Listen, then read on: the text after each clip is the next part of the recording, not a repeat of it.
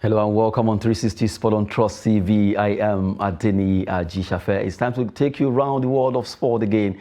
Over the weekend, full of action from Liverpool, Man City to Spain, El Clasico, even in France. The Classic also have between PSG and Marseille. A lot of these will be happening on the show as we also talk about Flamingos, how they'll be fighting out against Chile by 12 p.m. today to see how they can get to qualify from that Group B. Good one there. Let's start from CAF competition where the three teams from Nigeria, well, they lost their games against the North African side. Starting with the first story, CAF interclub competition, Kwara United out.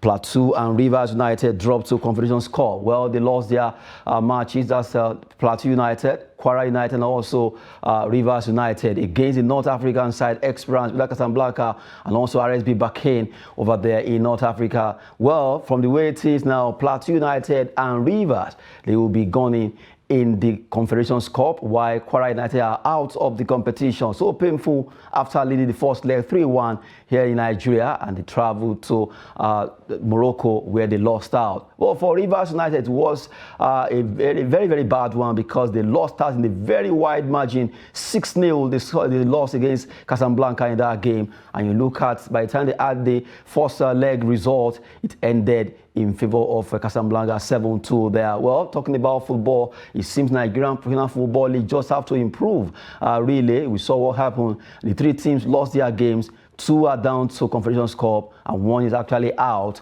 from the competition. 4 started it, Raymond Stars, Kwara United, Rivers, and Plateau. But right now, it's down to 2 from the CAF interclub competition. I have in the studio Vincent Christopher, who will be joining to talk sport this hour. Good to have you, Christopher. Thank you for having me.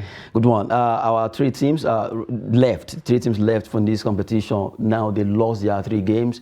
While we're hoping after the first leg, although a lot of people have been talking about them not conceding here in Nigeria, which they did, and that was just what stand against us. By the time they got to Morocco, they got to Tunisia, it was a different ball game as they lost out. Away goal rule favored experience, and they were able to scale through at the expense of Plateau United. Right now they've dropped to CAF Confederation, and Rivers United, after winning 2-1 here in Port Harcourt, they moved to Morocco and they lost by such a wide margin, 6-0. What went wrong? So baffled kind of. And then you look at Kwara United, who won 3-1 here in Lagos, and they got to Morocco, they lost out. It's so painful. Yeah, if you check it, it's our people lack of consistency, because I see no reason why you won in your own home when you traveled out to play them. You're supposed to read some situations here while playing them. So at the end of the day, when you go, you have to strategize and know how to, because you are playing an away game, and of course, away goal matter and home goal matters. So I expect them to compact their midfield and defense so that they cannot, even if they are conceding, it should not be at least a goal or 2 goals. Then they should make every effort to make sure they score a goal, because away goals matters a lot. And that is what they failed to do. That is, to my own observation, that was what they failed to do, and they lost out. In case of Plateau United, they had so many opportunities here. I expect Plateau United to win at home by either 3 goals to 1 or 4 goals. They lost a lot of chances. Do you understand? So going there, they should know fully well that a goal will go a long way. So they are supposed to go out to make sure they get a goal at least, that they can come back to defend. So that if they cannot score, at least if they are able to score a goal, they can be able to defend it, or at most let it be a draw or something, because they played very well here. So we're so surprised that they cannot score there in Tunisia. But really, even though a lot of people were looking at, the referee didn't favor us, the penalty was not penalty and all that, that self is behind now. But when they play in Abuja, they should have scored at least 4 goals in that encounter. That was where the deed was done. They made a mistake by not scoring more. If they had scored like 4, let's say it was 4-1. Yeah. Experience will have been looking for extra 3. And it won't be so easy, because you check, yes. Sure. So it will have been nice if they have done the job here. That's why it's always good to make sure anytime you are playing at home, make sure you win big, not just win big. Sure. It will help you. Because in CAF Confederation Cups, it's goals that matters. Do you understand? So you use every opportunity, whatever goal advantage you're able to have, it will help you a lot. If you're able to score, like that day, they lost a lot of chances, which I expect Plateau United to do everything possible to at least score 3 to 4 goals. There were chances, but they couldn't take them. And these people capitalize on that. When going there, okay, since we're not able to score high goals in our home, on getting there, you do everything possible to either to score first so that you put the home team under pressure. If you're able to score first, automatically you destabilize their plans and all of that. They understand that was what they failed to do, and they've paid for it. Okay, now you as an ex-footballer, at least you play the game, you know how it is. I remember you played for Nasarawa United. That's right, Plateau United. Plateau United also as a former player. Your experience playing football, coupled with the one that just happened to all the 3 teams, don't you notice that MPFL teams lately, in fact, since Eimba did well in Africa, since that time up till now, we have not found our rhythm at all. What's happening to MPFL teams? Yes, like what I notice and what I will say right now is when you check the level of consistency in Nigerian Premier League, there's always a problem. A problem where they will bring players by the time at the end of every season, either a coach is being sacked or majority of the players are asked to go. They will bring new ones. So that continuity is not always there. If you can remember back then when Eimba were making us proud, when they were the likes of Vincent Iyama, Ajibade Omolade, and the likes of them. I can mention some few names. Do you understand? They were there for almost 2, 3, 4 years together. You hardly see one person going out. And even if one person is going out, they bring somebody that will suit in there. And the person maybe must have come from the team. He has been sitting on the bench and watching. Do you get? So there were high level of consistency then for Eimba. That was what contributed to why they were able to achieve what they achieved. Do you understand? But presently, in Nigerian Premier League now, you hardly find a team that will parade one team this season and almost the same team, or 90% of the players are being retained the following season. That's always the issue. Or a coach maybe did well or partially well, instead of probably encourage him and encourage him with sponsorship and bringing enough funds that he will handle the team, they will end up asking him to go, bringing another fresh lad into the. So if by doing this you are destabilizing the team, the continuity is not always there. Check for instance these teams in Arab countries and North Africa. Their level of consistency, their equipment, their materials, is for a very long time. They have this European standard. They understand, and their players don't go out anyhow because their league is balanced, is organized. They are not in a hurry to travel out. But in Nigeria, every player that just played Premier League at the end of the season is looking forward to see how he will travel, whatever the but to some extent, yes, if I don't want to blame the player because everybody wants to make it in life. Yes. And one way or the other, economically, that could have actually caused it. Sure. But if we look at Nigerian league, really a lot of things needs to be put in place. Aside of the one you are mentioning, consistency, we need to see how we can make the league glamorous enough for players to stay.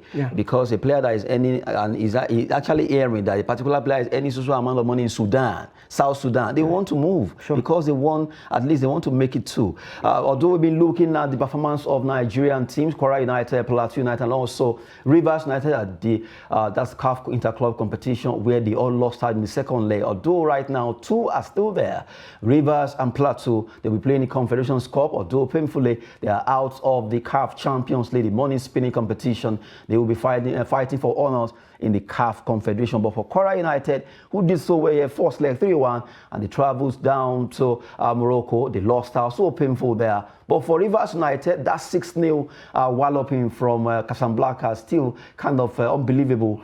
They lost a lot of money that would have come from the purse of Rivers State government there. Well, talking about CAF interclub competition, and right now today, Nigerian ladies, the Flamingos, will be fighting out against Chile in the 3rd match in Group B, where they'll be fighting against the team that lost against Germany. They lost out woefully, and also they defeated New Zealand, and Nigeria defeated 4-0 in that game they play on Friday. But from the way it is, Chile, they know that if they too can win, they will qualify. Nigeria with a draw, we can't scale through. We are second on the log.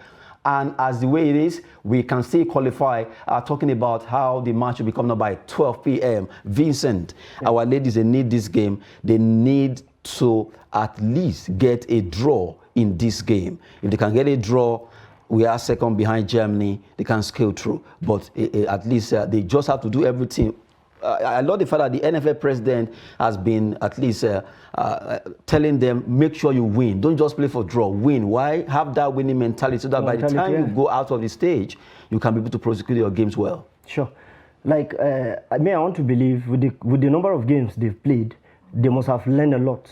And again, the coach, he just said it that they are ready for Chile. That's to tell you, he has put his house in order. Do you understand? So, and in a tournament, a club is always growing stronger by the number of games he has played. So by playing 1 or 2 games, you are rest assured that you are ready. You know exactly what you're doing. So for him to have said they are ready for Chile, the Flamingos coach, that was what he said.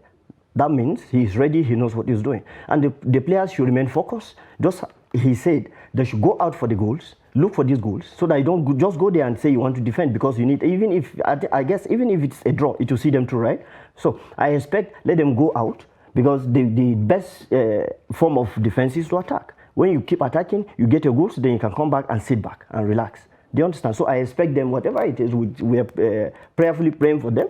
And with the support and everything from the NFF and all of that, I expect that at least they should win today's match, or at most let it be a draw. Let it be a draw, because right now Nigeria, we have the same point with Chile, that's 3-3, and also on goal difference, you see that Chile, because they consider 6 goals against Germany, and they also consider 1 against New Zealand. They won against New Zealand anyway, but right now we consider only 2 goals. We've scored 5 rather, and you look at our group, our ladies are really playing well, but what I notice is they lack that cutting edge to score goals. A lot of waste. In fact, they committed so many mistakes during the last game against New Zealand. We should have scored like 6 goals in that encounter. More than, let's just say 8 goals. At least they wasted about 4 clean goals they should have scored. That shows that Olokere needs to work more concerning the strikers. They need to know how to poach in those goals and give us decisive winning for our team. Yeah, like, well, as we are watching from here, the only thing we always wish, how I wish they did it this way or do it this way. So it's for the coach, because he's directly there with them. He sees what they play. At the end of the day, he's the one to tell them, okay, next time when you are here, calm down when you are inside the box. This is what you need to do. This is what you need to do. So just as the matches rule, I expect you should be able to notice the lapses and how to put possible adjustments. Good one. At least Flamingos, we wish you the best as you fight against Chile by 12 p.m. And we hope that you can beat the Chileans. It is very possible. You can do it. You have done it before. Now from there, let's talk about a man who right now is back to his feet. Deontay Wilder, when it comes to boxing, he was able to come back after defeat to Tyson Fury twice. Now he won his fight, beating Elenius in knockout, first round knockout. A good one for the one they call the Bomber. The Bomber is back, and he really did well convincingly as he won that game, the bout against Robert Elenius there. What a way to go. Now he's standing for the 3-2-1, where before he met Tyson Fury, he has never lost, but he lost twice to him and won a draw. But this time around, he was able to win again, getting back to boxing for Deontay Wilder. Would be nice after coming from that first round and knockout from his signature boxing style. Good one for Deontay Wilder. And now he's talking tough that he's expecting himself to face the likes of Alexander Usyk, the man that seems to be the nightmare to everyone when it comes to boxing, Anthony Joshua, and who knows, Andy Ruiz Jr. could be an opponent to the Bomber, American Deontay Wilder, coming back to boxing there. And quickly, let's talk about the EPL. Matches were played over the weekend, and at least you have to appreciate the fact that the team that never walk alone, Liverpool, they were able to do it against all-rampaging Manchester City. They won it again 1-0, courtesy of Gypsy and Mo Salah. Congrats to Liverpool against all when no one gave them the chance, looking at the fact that a lot of people tipped Man City to win that game, but Liverpool came to the party. party. Brentford 2, Brighton 0, Leicester was 0 against Crystal Palace, Fulham also, it was a draw against Bournemouth, Wolverhampton Wanderers 1-0, Tottenham Hotspur 2-0 there, good one for Tottenham. Aston Villa actually lost at home in that game, and you have Leeds United also, they lost by a lone goal. Manchester United was a draw against Newcastle United. Well, good one for Chelsea. Right now they are smiling, at least Mason Mount being the man of the moment there for Chelsea. Now you quickly look at the fact that the match that was played during the weekend, Liverpool Man City was the whole matches over the weekend. Attention was in Liverpool Man City. It was a game that a lot of expectation from Manchester City that, oh, their man, that's Erling Haaland will score, they will win that game, they've been beating everyone, but it never happened. Yes, because they put a lot of hope on Haaland. Because when he started, you see the level of his consistency. He scores virtually in every match. He scores 1, 2, 3 goals, 1, 2, 3 goals. Do you understand? So everybody were thinking, and if you can remember, like Liverpool, they are not in good form as such, because they are comparing their form this season and last season. That their form of last season, I think, is a little bit better than that of, they did not start well this season. So they were hoping, and with the likes of Haaland facing them and Foden, we're thinking Liverpool would definitely lose the match. But it was a surprise or a shock, or I will not call it a shock, because surprises are bound to happen, especially Premier League. And that was what you saw yesterday. Liverpool, they never gave up, they never walk alone, as they were fondly called, and they fought tooth and nail, and they were able to get a winner. And when they started the game, we were thinking Man City would just crush them and rush them over and all of that. But they stood their ground, and at the end of the day, they got the desired result. They deserve it. A very good one for Liverpool. But I look at the fact that if you check it, a lot of Man City, they lost to Liverpool. We know what Liverpool, Arsenal did. We know how they have played themselves one way or the other. It seems all the big teams are beginning to beat themselves now. Yeah. But let's take that to the top six rather. The top six on the table right now. Arsenal, really, they've shocked everyone this season. Yeah. They've been able to shock everyone, and right now they are blocked Man City to second position again. Still not allowing them to move up from where they wanted to go to. Well, after that loss against Liverpool, good one for Arsenal, and Tottenham Hotspur also trailing them behind. Chelsea, good one for Chelsea, the Blues. Manchester United, but for Newcastle United, being able to hold Manchester United to a 0-0 draw, it was a good one for the team from Newcastle. But you look at Manchester United, yes, they want to be up there, but it seems why they move, something will drag them back again, because now they share the spoil. 3 points, if they have won this game, it'll have at least give them some edge, but now that draw has dropped 2 points from their opportunity. Yeah, like in every game, when you win as a team, it prepares you stronger than the next game. You understand? So when you lose a game, when you win, it makes you stronger, and when you lose, you lose concentration, and that confidence might not be there in your next game. But so long you win your game, in the next game you become perfect and all of that. So the issue with Man U, they lost some scoring chances yesterday. There was after the added minute, there was a ball across, I think from Casemiro to Rashford. He was supposed to just nod this ball and all of that, and he nod the ball sideways. You understand? So there are chances that those chances cannot come twice. Sometimes when you come once and you don't get it, it's a problem. You understand? It might never come back again, and that was what happened yesterday. But you look at Jurgen Klopp, really, although for the record, well, maybe for some comments he was making beside on the touchline, but for him to have been able to withstand the heat from Manchester City, because this season City seems to be going on that unbeaten run before Liverpool came and put a dot on it. But really, I love the fact that they were able to held it against Man City. It wasn't easy. Only the players can explain what they went through, especially the defense. Because I give credit to Van Dijk. He did a very great job yesterday, because there was one pull-out that Haaland was almost connecting it, and miraculously he just used his head and took it off. You understand? So they knew what they were after. They knew the teams that were coming to their home. Do you understand? And they worked tirelessly to make sure that they got that 3 points. At the end of the day, Salah, he missed 1 or 2 scoring chances in the first half. But at the end of the day, he was able to rectify his mistake and make up for it. You understand? And all eyes were on Salah yesterday because they were looking for him to deliver, which he did. Because they played to instructions from their coach, and at the end of the day, they were able to get the desired result. Now, let's talk Chelsea, the Blues. They were able to do well, at least you see them, even though that consistency they normally have. But for the player, Mason Mount, outstanding, seems he's really got his group this season. He has been delivering, he has been doing so well for that club. What could be the secret? Yeah, like Chelsea, they used to have this winning mentality at all costs. So sometimes when you see Chelsea play, even if they did not play well, at the end of the day, the result will always favor them. Because they have this die-hard mind. Let's go, we must get it. So I suspect you're a Chelsea fan. I'm not, I'm a Man U fan. But sometimes even if they are not playing well, you find out that they must get that result. You might have your possession and everything. They might have 20, 30 possession, you have 70. But at the end of the day, the goal line will reach either 2-0 or 2-1. I guess since Mourinho brought that winning mentality, he's still there. One way or the other, he's still hovering around the club. It's something that is in the whole Premiership. To me, it's Chelsea that has that die-hard, we must win at all costs. It has been with them for a very long time, since Mourinho's time, and up till today is still there.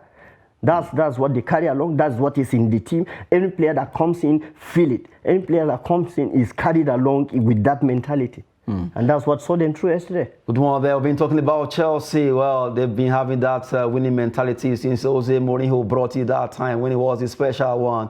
Well, talking about football, English Premier League over the weekend, fantastic matches. Liverpool, good one for the Cubs. The team that never really walk alone. They did well. They worked all along with their fans as they were able to win against Manchester City at the Anfield. Good one.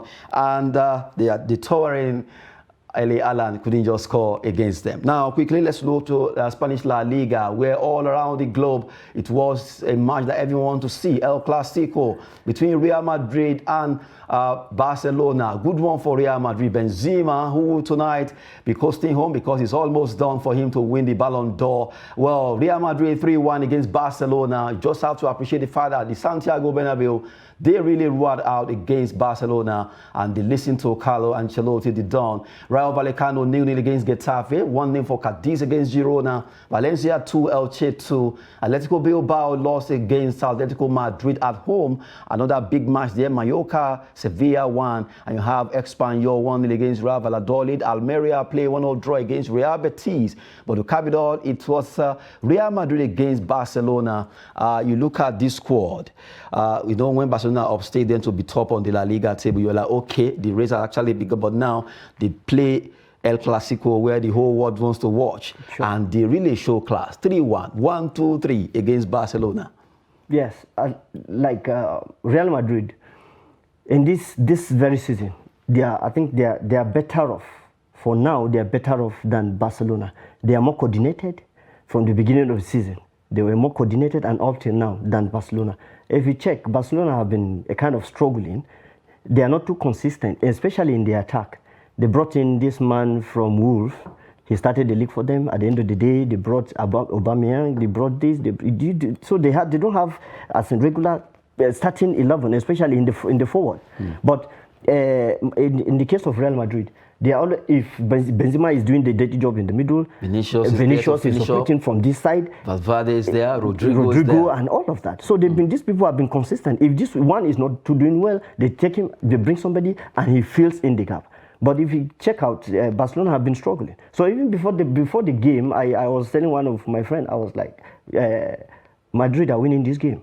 He said, how am I sure? I said, no, but from the previous matches they played, you can see that Real Madrid are more consistent and all of that. And the foot to the nail, and they know the importance of El Clasico. It has been there for a very long time. Anytime it's Barcelona against Real Madrid, it's always a fight.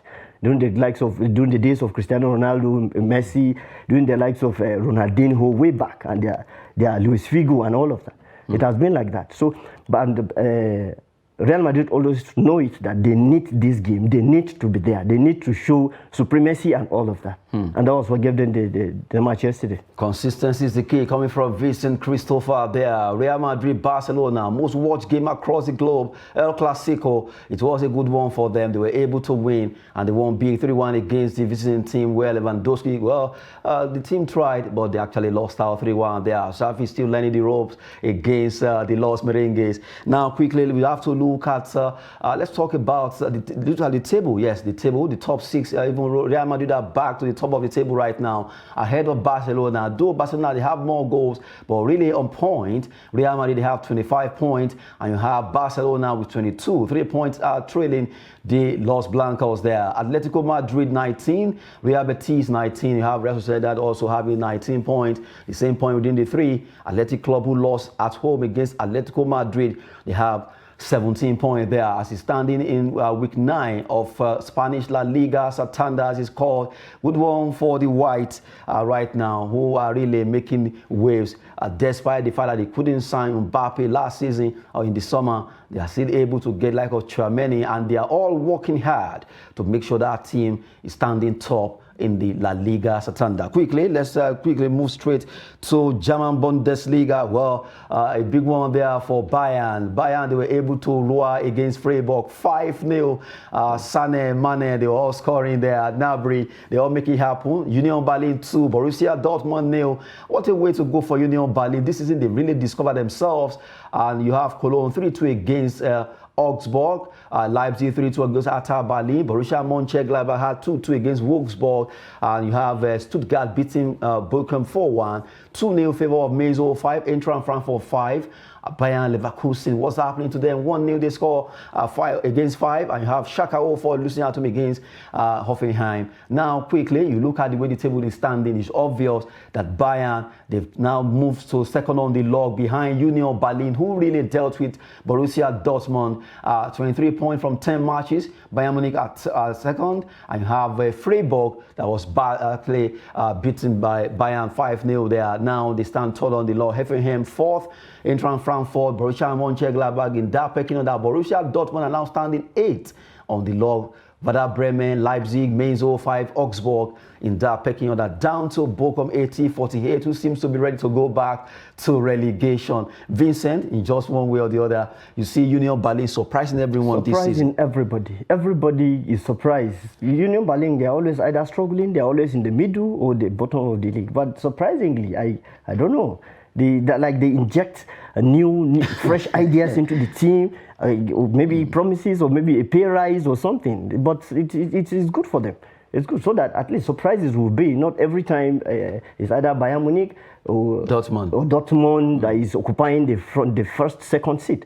So it's a challenge. It's a nice one. It's an encouragement to other teams. They can do better. Good one there. They can do better. That's how we're going to send that message to Flamingos, borrowing that lead from Bundesliga Union Berlin. They can do better. Go out there, defeat Chile, and get out of that group. At least it is very possible. Good one. We have Vincent Christopher. Thank you very much for coming on the show. You're welcome. Thank you for having me. Good one. I am Adeniyi Ajishafe. Sport is always business and fitness. Thanks for watching.